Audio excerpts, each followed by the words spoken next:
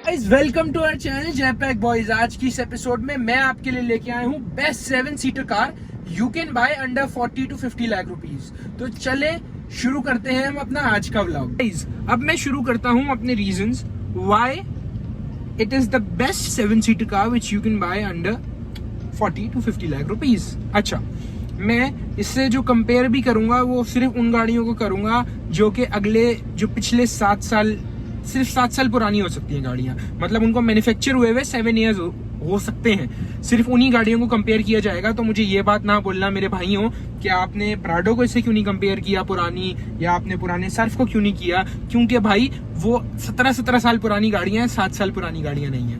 तो सबसे पहला reason why it is the best 7-seater car which you can buy under 40 to 50 lakh rupees is its comfort। मैं आपको सबसे पहले दिखाता हूँ इसका माइलेज, ये कितनी 1000 किलोमीटर आज तक चल चुकी है, और फिर मैं आपको बताऊंगा कि why it is so comfortable, मैं ऐसा क्यों सोचता हूँ। अभी तक मैं इस गाड़ी को चला चुका हूँ 78,052 किलोमीटर, 10,000 किलोमीटर में ये गाड़ी चला चुका हूँ। तो अब मैं आपको बताता हूँ कि why I think it is comfortable। So guys, ये गाड़ी जैसे आप लोगों ने देखा, मैं आज तक 10,000 किलोमीटर चला चुका हूँ, जिसमें से 4 से 5,000 किलोमीटर सिर्फ मेरा एक सिंगल ट्रिप था कराची से पिशावर तुर्खम बॉर्डर तक। वो ट्रिप ही मेरा सिर्फ 5,000 किलोमीटर के करीब का था। अच्छा, उस ट्रिप में मेरे साथ मेरे वालिद और वालिदा भी इस गाड़ी में मौजूद थे, और उनकी वो एज्ड पर्सन, उनको किसी किस्म का कोई भी इशू पेश नहीं आया। वो आराम से पूरे टाइम सोते हुए गए। तो इस वजह से मैं इतनी छोटी से कह सकता हूँ कि इसके कंफर्ट में तो कोई दूसरी दोहरी बात ही नहीं है इसके कंफर्ट में। उसके अलावा इसका इतना खूबसूरत टैन इंटीरियर है। मुझे बेज इंटीरियर बहुत पसंद है। I love beige interior. It's little hard to handle, मगर हर पॉजिटिव चीज के साथ कुछ ना कुछ नेगेटिविटी तो आती ही है, तो थोड़ी सी मेहनत तो करनी ही पड़ती है इसको साफ रखने के लिए। तो मैं तुर्खम बॉर्डर तक गया, बीच में मुझे ऑफ रोडिंग करनी पड़ी, बीच में कुछ एक आधी ऐसी जगह थी कि वहाँ पे मुझे बहुत जो है ना स्टीप चढ़ान थी, जिसके ऊपर मुझे गाड़ी चढ़ानी पड़ी। मुझे कोई किसी किस्म की प्रॉब्लम फेस नहीं करनी पड़ी। लोग बोलते हैं it's under power car, I don't think so. मुझे तो बिल्कुल सही लगी। मैं कंटिन्यूसली, आप यकीन माने, सक्खर से मुल्तान मोटरवे मैंने पूरे टाइम पे इस गाड़ी को 160 पे रखा हुआ था। 160 पे मम डैड के साथ वो दोनों बराबर में सो रहे थे, और उनको पता भी नहीं चल रहा था गाड़ी 160 पे है। कि कोई मतलब ऐसा नहीं है कि इतनी बड़ी गाड़ी है तो कब कपा रही है, या कोई इधर उधर भाग रही है, व्हाट नॉट। कोई भी इशू जैसे लोग जर्नल सोच सकते हैं, ऐसा कोई भी इशू मुझे पेश नहीं आया। तो this is one of the reasons why it is a very good option to buy best 7 seater car which you can buy under 40 to 50 lakh rupees. अब चलते हैं हम अपने अगले रीजन की तरफ। Second reason why I love this car is कि this is a 7 seater car, जो हमारा कैप्शन भी है, लेकिन उसके साथ ही साथ ये बहुत स्पेशियस है। स्पेशियस होने के साथ साथ मतलब पीछे एक अडल्ट आराम से एडजस्ट हो सकता है। इस साइड पे भी कप होल्डर मौजूद है, इस साइड पे भी कप होल्डर मौजूद है।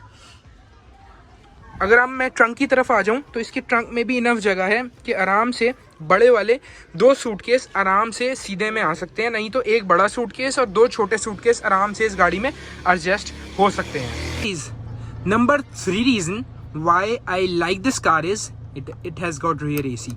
पाकिस्तान के अंदर बहुत ही कम गाड़ियां हैं जो रेयर AC के साथ आती हैं। अच्छा, इधर भी वेंट्स मौजूद हैं जो पीछे के 3 पैसेंजर होंगे उनके लिए, और पीछे के जो 2 पैसेंजर्स हैं उनके लिए भी यहाँ पे ऊपर वेंट्स मौजूद हैं। तो this is also one of the reasons why I like this car.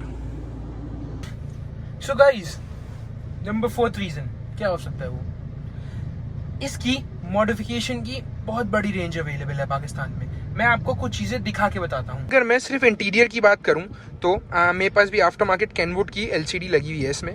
अच्छा, इसका पूरा टेस्ला का पैनल आता है नीचे तक, मतलब उसके जो AC के नॉब्स हैं वो ख़त्म हो जाते हैं, और ये जो है आप क्लाइमेट कंट्रोल में कन्वर्ट हो जाता है, और आप LCD से ही AC ऑन ऑफ करोगे। पूरी टेस्ला वाली LCD आती है इस गाड़ी की, ठीक है। उसके अलावा इसके आफ्टर मार्केट दूसरे स्टीयरिंग के ऑप्शंस भी अवेलेबल हैं। उसके साथ ही साथ अब मैं आपको एक्सटीरियर का कुछ बताता हूँ बाहर चल के। क्या आप लोग देख सकते हैं, मैंने ऊपर ये वाली एलईडी बार लगाई हुई है। मैंने रिसेंटली न्यू व्हील्स डाले हैं। आफ्टर मार्केट व्हील्स का भी ऑप्शन अवेलेबल था, लेकिन मैं थोड़ा ओईएम लुक पे जाना चाहता था, तो मैंने नई 2020 फॉर्च्यूनर के व्हील्स डाले हैं। उसके अलावा इसमें R1 बम्पर भी डाला जा सकता है, which is coming very soon boys. और उसके अलावा एग्जॉस्ट सिस्टम है, यूनिचिप है, मैं SFC पे ट्यून कर रहा हूँ। This all is coming very soon to you. इस गाड़ी की एक ही चीज़ है जो मुझे पसंद नहीं है, अगर हम बात करने पे आए कि what are the bad things of this car, that is its mileage. ये 6.6 अभी दिखा रहा है, लेकिन यूजली ये मुझे शहर में AC के साथ 7.5-8 किलोमीटर पर लीटर देती है ये गाड़ी मुझे, ठीक है। अभी तक मैंने इसे ट्यून नहीं किया, मैं वेरी सून इसको SCFC पे ट्यून कर लूँगा। मैं आई विल ट्राई कि मैं वो ट्यून करते हुए की भी वीडियो बना के ज़रूर अपलोड करूँ, ताकि मैं कुछ बेहतर माइलेज इससे एक्सट्रैक्ट कर सकूँ। हाईवे के ऊपर ये मुझे 8 से 9 किलोमीटर 10 किलोमीटर पर लीटर दे रही थी।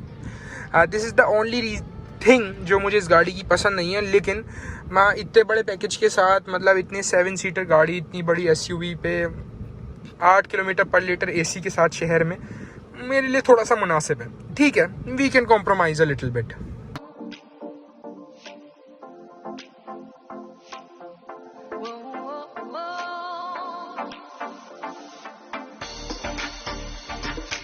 आ जाते हैं कि what are the more available options.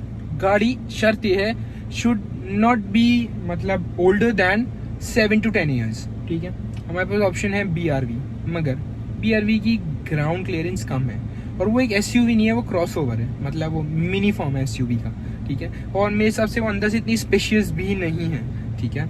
और टोयोटा की रिलायबिलिटी तो टोयोटा की रिलायबिलिटी है, मतलब इस गाड़ी के पार्ट्स अवेलेबल हैं इजीली, और मतलब ऐसा नहीं है they are very over expensive और समथिंग लाइक दैट, ठीक है। और ये गाड़ी की बहुत सारी एग्जांपल्स हैं। आपको 2013 मॉडल की गाड़ी 40 to 43, 44 के बीच में मिल सकती है।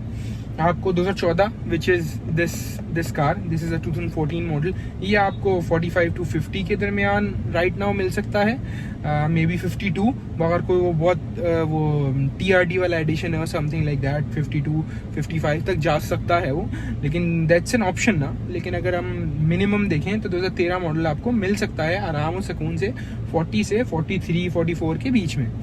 वो भी very nice example, under 50,000 kilometre और अंडर 70,000 किलोमीटर। 70,000 किलोमीटर कुछ नहीं होता है SUV के लिए यार, इनका लाइफ स्पेन बहुत बहुत बहुत ज़्यादा होता है। अच्छा, उसके अलावा टोयोटा रश है, लेकिन रश के स्पेयर पार्ट्स बहुत महंगे हैं। रश आपको मिल सकती है इसी प्राइस रेंज में, लेकिन वही बात आ गई, स्पेयर पार्ट्स बहुत महंगे हैं। उसके अलावा अगर आप प्राडो, सर्फ या किसी और गाड़ी की बात करें तो they are very old cars. Prado आपको कौन सा मिलेगा 2003-4 का मॉडल, सर्फ कौन सा मिलेगा 3-4-5 का मॉडल, सही है। सिग्नस कौन सा मिलेगा 2002-2003 का मॉडल, या शायद 2002-2003 का मॉडल मिलेगा आपको। और इन सारी गाड़ियाँ जिनके मैंने अभी नाम लिए जो पुरानी हैं, और उनके स्पेयर पार्ट्स भी बहुत महंगे हैं, और कुछ गाड़ियों के स्पेयर पार्ट सोर्स करना भी बहुत मुश्किल है। तो these are some particular reasons why I really like this car, सही है। माई फैमिली डजंट लाइक डाला, और मेरी जब फैमिली बाहर से आती है तो वो काफ़ी बड़ी है, तो हमें स्पेशियस गाड़ी की ज़रूरत होती है। तो this is also the main reason कि ये मेन फैमिली कार है, और मेरी तो डेली रिवन है, सही है। का भाई हर रोज़ यूज़ करता है मस्त करके। और जो मॉड्स मैंने आपको भी बताई, some of those mods are coming really soon boys, उसके ऊपर मैं ज़रूर वीडियो बनाऊंगा। अगर आपको मेरी आज की एपिसोड पसंद आई तो don't forget to subscribe our channel JPak boys, bell icon दबाना मत भूलिएगा, ताकि आपको टाइम पे नोटिफिकेशन आते रहे बॉयज़। और इंस्टाग्राम पे अपने भाई को फॉलो करना बिल्कुल भी मत भूलिएगा। टेक केयर, अल्लाह हाफिज़, ईद मुबारक।